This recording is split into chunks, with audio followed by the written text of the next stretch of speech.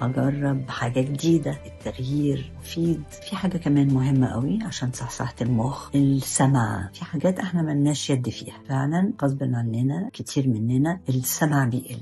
اثبتوا انه لما ما بنسمعش كويس جزء من المخ بيبتدي برضو يضمر، ممكن يبتدي يحصل درجات الالزهايمر مثلا، ديمنشيا، الزهايمر. في حاجات بسرعه كده هفكركم ايه الحاجات اللي بتساعد المخ. الشوكولاته الغامقه اللي ما فيهاش سكر كتير، العين جمل، طبعا الخضروات الغامقه، انواع كتير من الاكل ده نبقى نتكلم عليها مره تانية، دي مفيده قوي للمخ. هرجع تاني للسمع. اللي حاسس سمعه قالل يكشف. دلوقتي في سماعات هايله صغيره جدا ما بتبانش، يلبسها عشان يسمع، عشان حاجتين: ما يتعبش اللي حواليه ويقعد يخليهم يعيدوا اللي هم بيقولوه، واهم من كده عشان مخه هو. فاتفقنا مش هنعزل نفسنا، نطلع على ثقافه اللي اصغر مننا. مفيش حاجه ما نقدرش نعملها، هنقوم ونقعد ونقوي عضلات الفخذ، وهنشيل حاجات، وهنمشي كويس، وهنمشي بسرعه مش بقى ببطء، وهنتعلم لغايه ما نموت. اتفقنا؟